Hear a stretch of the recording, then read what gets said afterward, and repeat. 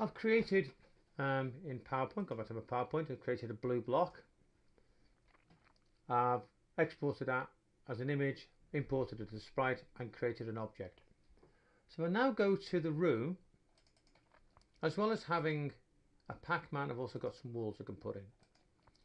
I can do that just by clicking on the screen, and that gives me a shape. If I hold down shift, I can actually drag and draw, and all I'm going to do to start off with, provided my hand doesn't shake too much, is I'm going to start just by drawing a wall right around the outside of the space. Oops, and I'm going to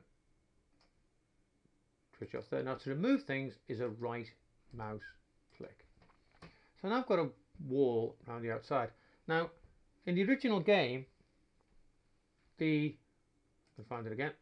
walls are a nice glowing electric blue and the background is black. So I can go into the background and change the background to a nice black colour. And if I play the game,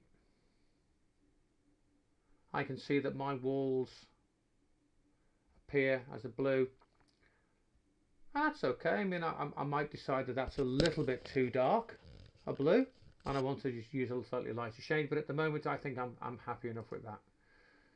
What I want to do now though is decide what happens when the pacman runs into the wall, because what I want him to do is to stop, okay, and not go through the wall. The wall should be impenetrable.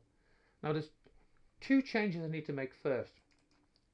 First of all, the pacman is obviously visible, I can see him, but I also want him to be solid. Now in games, some objects, some things are solid and some aren't. So for instance, the background, we don't want it to be solid. So the pacman can move through the background easily, but we do want him to be solid, and we want the wall to be solid because we want these are things which can run into each other and stop. We want to have solidity.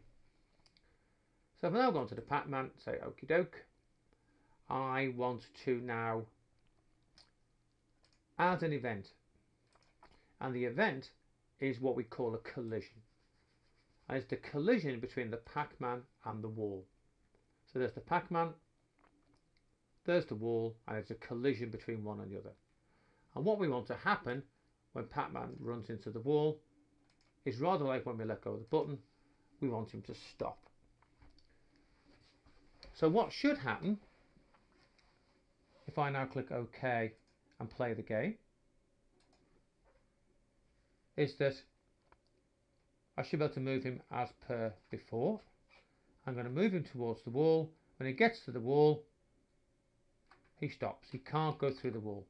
So him stopping by the wall gives the same effect as if the wall's become an impenetrable barrier. He's now confronted with barriers, walls he can't go through. So we turn him round and walk him the other way. He can't go through there, can't go through there. And so we're presented with a way of producing a maze, which means that the shape, the pacman shape, is now stuck, is constrained by those walls. So I've now got barriers around the outside, and that's going to allow me to build a maze that the pacman can be inside of.